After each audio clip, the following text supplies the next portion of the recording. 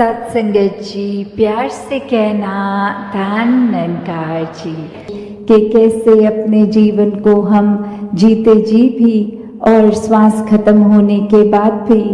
एक मुक्ति की जो बात होती है उस पे एक आधारित जीवन की जब जब ये परमात्मा के दर्शन करके इसके एहसास में रहते हैं तो जीते जी भी जीवन सुहाना है। और आगे भी एक परलोक की जो बात होती है कि उसके मोक्ष मुक्ति के भी हकदार बन जाते हैं। तो कैसे एक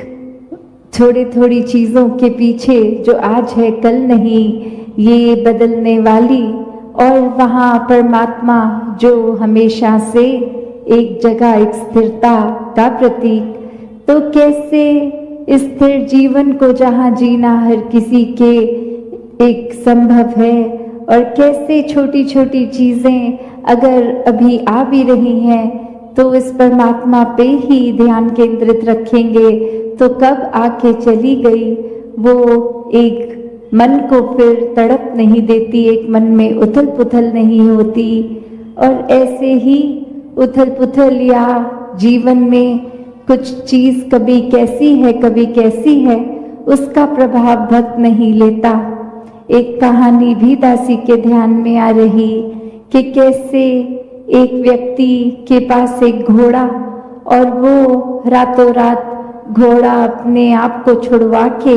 स्टेबल से भाग गया, और फिर आसपास के ये पड़ोसी भी व्यक्ति को कहने लगे कि तुम तो परमात्मा में इतना विश्वास रखते हो, तुम्हारे साथ ऐसा कैसे हो गया, इतना नुकसान हो गया, इतना महंगा घोड़ा था तुम्हारा, भाग गया। और वहीं कुछ समय बाद देखते हैं कि वो घोड़ा अपने साथ कुछ जंगली घोड़े और लेके एक झुंड में आ गया, और वही जो अड़ोसी पड़ोसी पहले कह रहे थे कि ये परमात्मा से जुड़ के तुम्हारा नुकसान हुआ, वही अब ईश्वर का उस व्यक्ति के साथ भी बोलकर कि नहीं आपने ठीक किया। पर वो व्यक्ति जब घोड़ा था नहीं था या वो अपने साथ कुछ और घोड़े ले आया तो उसके मुंह से हर बार यही बात निकली कि जो भी हो रहा है इस परमात्मा की रजा से हो रहा है, ये एक जैसा है वैसा ही ये ठीक हो रहा है। और आगे चल के उसी में से एक जंगली घोड़े ने दुलत्ती मारकर उसके बेटे को जख्मी कर दिया, और अब फिर वो पड़ोसी बोले कि ये सब होने से बेटे का नुकसान हो गया, और फिर वह व्यक्ति बोलकर कि ठीक है इसको अस्पताल ले जाते हैं, पर जो हुआ है ये परमात्मा की रजा से ही हुआ है। और आगे वो समय उस राज्य में वो राजा अब जंग के लिए घर घर से नौजवान लड़कों को चुन रहा था, और जब उसके घर पहुंच के देखा कि एक ही जवान लड़का, पर वो एक फिजिकली फिट नहीं है, एक टांग में चोट है, तो वो जंग में उसको साथ नहीं लेके जाते।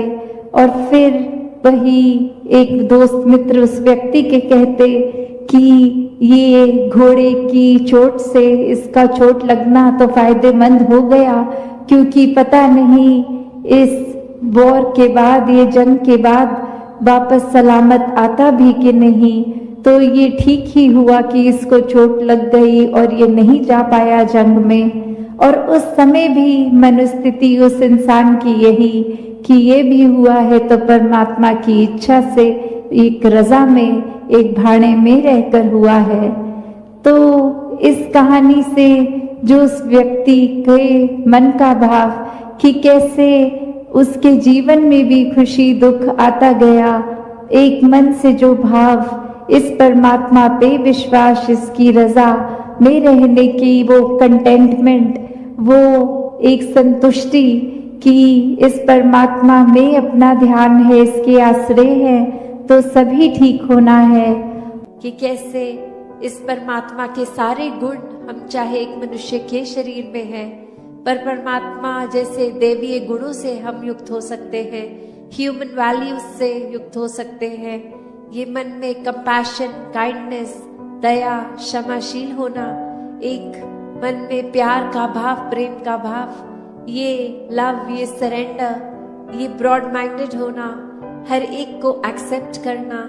हर किसी के लिए वही भाव हो कि ये इंसान से बहुत कुछ हमें सीखने को मिल सकता है। दिल कारण ना ढूंढे कि कैसे किसी से भी नफरत की जाए, हर किसी से फिर वही बात जो अभी सत्संग में भी हम सुन रहे थे कि ये एकत्व जब इस्टेब्लिश हो जाता है, ये वननेस स्थापित हो जाता है, तो वो वननेस कोई उस बात की बात नहीं है कि हर कोई एक जैसा दिखे। एक फिजिकली तो हर किसी के शक्ल, आकार, फीचर्स एक बहुत ही अलग हैं। कोई किसी रीजन के होते हैं तो एक ज्योग्राफिकली रहने की वजह से उस तरह एक कल्चर और अपीयरेंस से खाना पीना वैसा हो जाता है, और दूसरे कहीं देश में, किसी और राज्य में, अपने देश में भी हो तो वो एक अपीयरेंस वाइज तो अलग हो सकते हैं। बट जो अभी कॉमन थ्रेड की भी बात हो रही थी कि ये परमात्मा ही है जो जहाँ पूरे ब्रह्मांड में है, एक वो कनेक्शन हमारी इस परमात्मा से जब है तो संसार के हर इंसान से हर कोई अपना है, हर एक में ही परमात्मा का वास। तो कैसे जब इस परमात्मा से प्यार हो जाता है, इस परमात्मा के अलावा फिर और कुछ दिखता ही नहीं है, हर एक में ही दिखता है, तो फिर ये भाव वही आ जाते हैं कि ये संसार बहुत ही सुंदर है, हर किसी में बहुत कुछ सीखने के लिए है, और किसी की फिर बात दिल पे चोट नहीं देती, क्योंकि फिर वही लगता है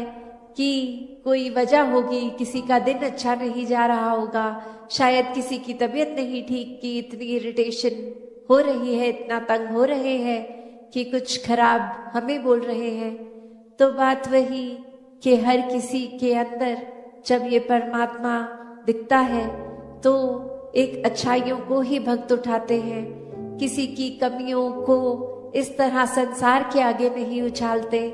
एक दिल में अगर वाकई ही एक कंसर्न है उस इंसान के लिए तो उस इंसान को डायरेक्टली जाके उसके पीठ पीछे एक बैक बाइटिंग नहीं, उसको सामने जाकर बोला जाता है कि ये जो आपने बात कही वो ठीक नहीं थी, इसमें अगर आप सुधार कर लें तो वाकई ही आपका सुधार हो जाएगा, अगर आप अपने थोड़ा बिहेवियरल चेंज लेके आएंगे। और फिर संत यही समझाते हैं कि बिहेवियरल चेंजेस तो टेम्पररी फिर भी हो सकते हैं, कुछ देर की लर्निंग के लिए हो सकते हैं, फिर कभी और ये बिहेवियर वापस हो सकता है अग्रेसिव, एंग्री। तो फिर कैसे हर समय के लिए एक मन को शांत रखना है, शीतल रखना है, मन में सहजता रखनी है, मन में सुकून का भाव रखना है, तो इस परमात्मा से ही जुड़ना होगा, क्योंकि इस परमात्मा को दिल में बसाएंगे तो मन में ये सारे इमोशंस ठीक तरह से काम आएंगे। जैसे एक आग का एग्जाम्पल होता है फायर का, तो उसका काम तो जलाना है,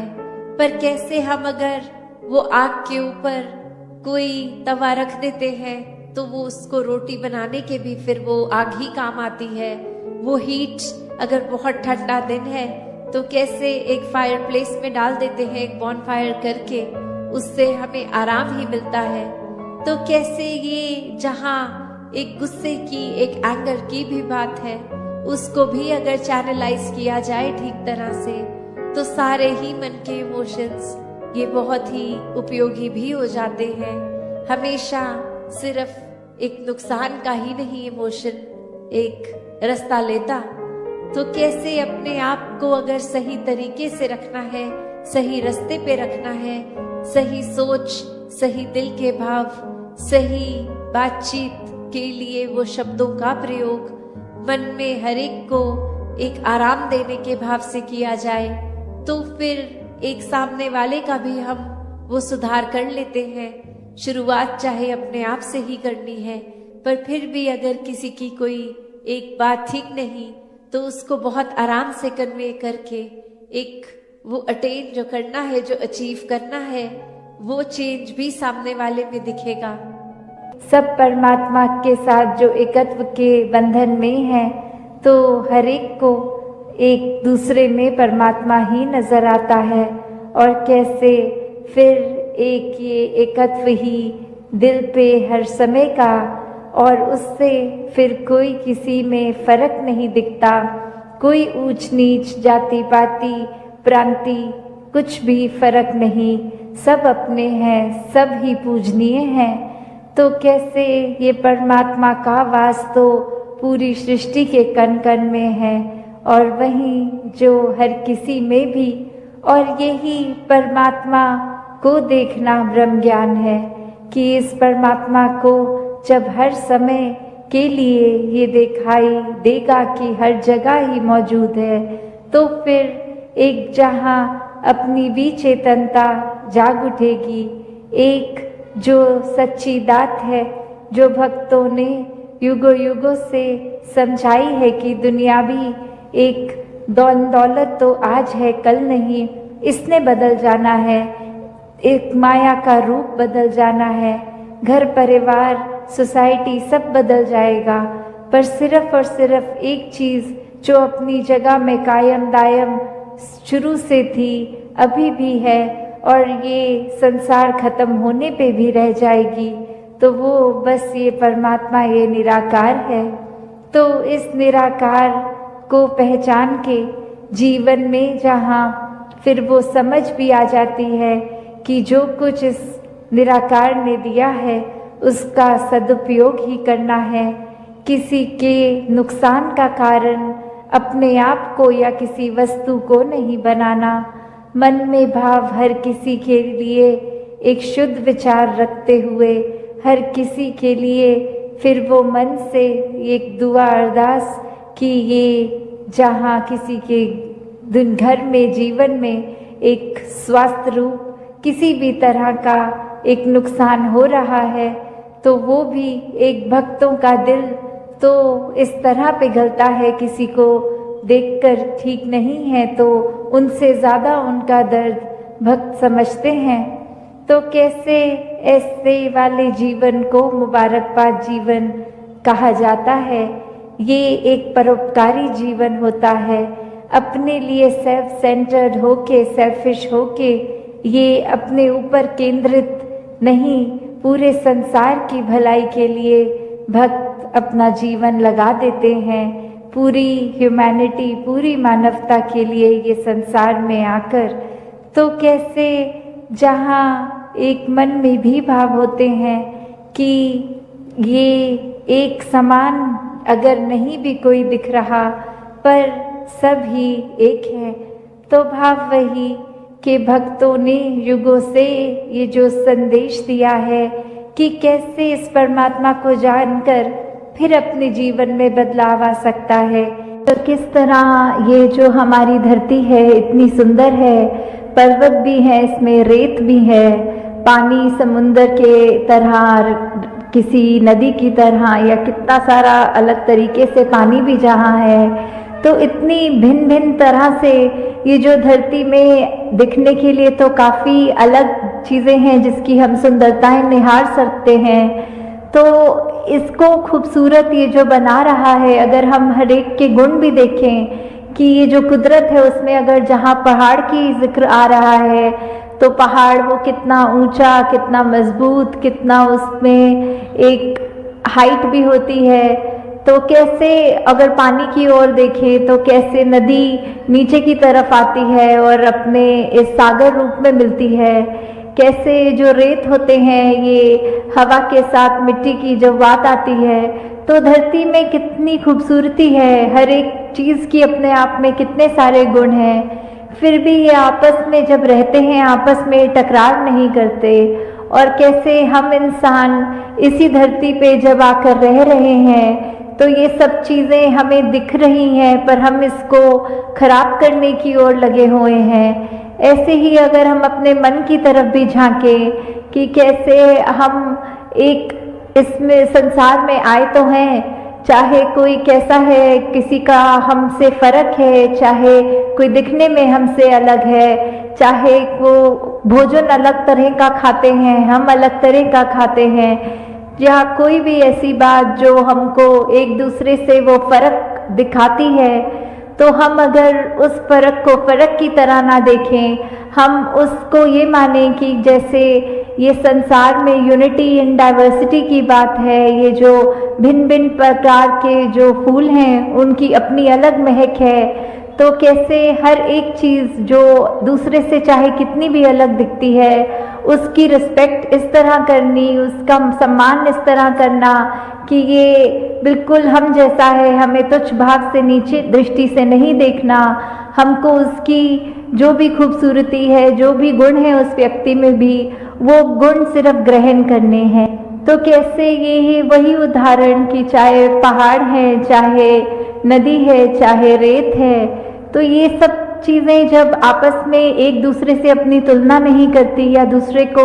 ये नहीं दिखाती कि हमारा काम तुमसे ज़्यादा इम्पोर्टेंट है या हमारे अंदर ज़्यादा महत्वता है तुमसे,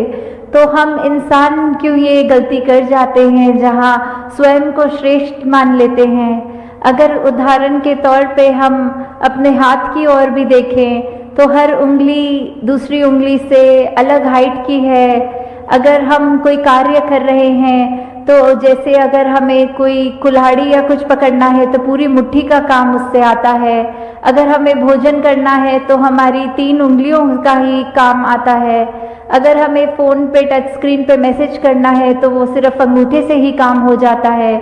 तो हर चीज़, हर उंगली, हर कार्य एक अलग महत्वता है हर उंगली की। तो किसी ने अपने हाथ में ये हमें कहा नहीं कि देखो